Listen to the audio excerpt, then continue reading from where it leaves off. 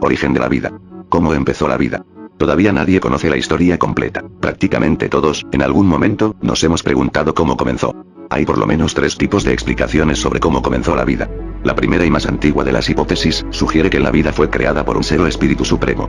La mayoría de las culturas y religiones tienen sus propias explicaciones acerca de la creación. Estas explicaciones han pasado de generación a generación. Debido a que las ideas no pueden ser probadas o desaprobadas, consideramos que esta explicación están fuera de las fronteras de la ciencia. Es por esta razón que no las mencionaremos aquí y dejamos que cada persona decida por sí sola.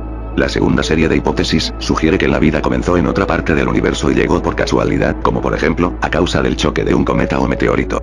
La tercera y más común de las hipótesis en la comunidad científica, dice que la vida comenzó hace aproximadamente 3,5 miles de millones de años, como resultado de una compleja secuencia de reacciones químicas que se sucedieron de manera espontánea. En los años 50, 2 científicos llevaron a cabo un experimento de laboratorio que mostraba que ciertas moléculas de vida, aminoácidos, se podían formar de manera espontánea, al recrear las condiciones de la Tierra temprana en el laboratorio. Se asume que en el transcurso del tiempo, estas moléculas interactuaron entre sí, y eventualmente dieron origen a las primeras formas de vida. El origen de la vida en biología es la forma y época en que se originó la vida.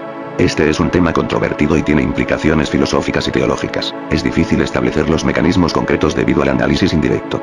Entre la comunidad científica, parece muy establecida la teoría que la vida evolucionó a partir de materia inerte en algún momento, ahora hace entre 3.900 y 3.500 millones de años antes de la actualidad. Este tema también incluye conjeturas e ideas referentes en la hipótesis de un posible origen extraplanetario, o extraterrestre de la vida, que habría sucedido durante los últimos 13.700 millones de años de evolución del universo conocido después del Big Bang. Los estudios sobre el origen de la vida constituyen un campo limitado de investigación, a pesar de su profundo impacto en la biología y la comprensión humana del mundo natural. Los progresos en esta área son generalmente lentos y esporádicos, a pesar de que todavía atraen la atención de muchos, dada la importancia de la cuestión. Existe una serie de observaciones que apuntan las condiciones físico-químicas en las cuales pudo emerger la vida, pero todavía no hay un cuadro razonablemente completo sobre cómo pudo ser este origen. Estas explicaciones no pretenden discernir sobre aspectos religiosos que examinan el papel de la voluntad divina en el origen de la vida como el creacionismo, ni sobre aspectos metafísicos que ilustren las causas primigenias.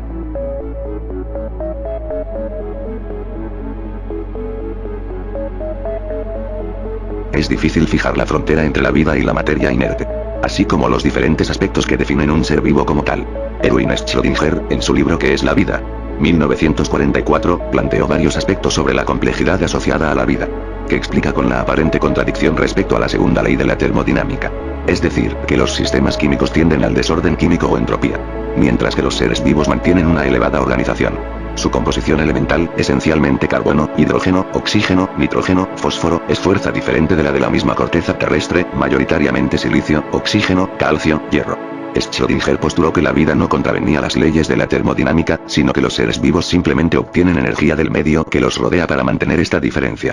Es decir, que los fotoautótrofos obtienen la energía lumínica proveniente del sol, mientras que los quimiótrofos y los heterótrofos obtienen la energía a partir de la materia inorgánica u orgánica que los rodea. Así, el orden interno de los seres vivos proviene de la desorganización química. Técnicamente, los seres vivos aumentan la entropía de su medio para disminuirla internamente.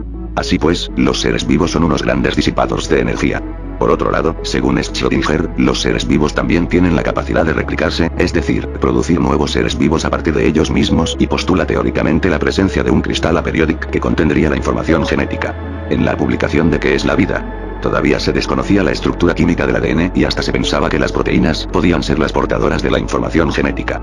Hoy en día las diversas definiciones de vida consideran 3 características esenciales: la replicación, los seres vivos son capaces de producir descendencia; la relación, los organismos responden de manera diferente a los estímulos provenientes del medio que los rodea, tanto otros seres vivos como las condiciones abióticas; la nutrición, los seres vivos requieren una o varias fuentes de materia y energía para mantener su complejidad. La teoría de los principios simples señala que la vida comenzó a desarrollarse de formas simples y no tan complejas como las del ADN.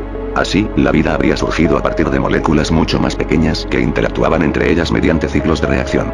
Según la teoría, estas moléculas habrían de encontrarse en pequeñas y simples cápsulas semejantes a membranas celulares que con el paso del tiempo fueron volviéndose cada vez más complejas.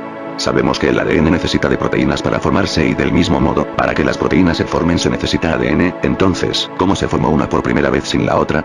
Por un lado se menciona que puede que el ARN sea capaz de almacenar información de la misma forma en la que lo hace el ADN, además de funcionar como enzima para las proteínas. Por ende, el ARN sería capaz de ayudar en la creación tanto de ADN como de proteínas y entonces, como indica la hipótesis del mundo de ARN, ser responsable del surgimiento de la vida terrestre. Con el tiempo, el ADN y las proteínas dejaron de necesitar del ARN, volviéndose más eficientes. Sin embargo, aún hoy, el ARN continúa siendo de grandísima importancia para muchos organismos.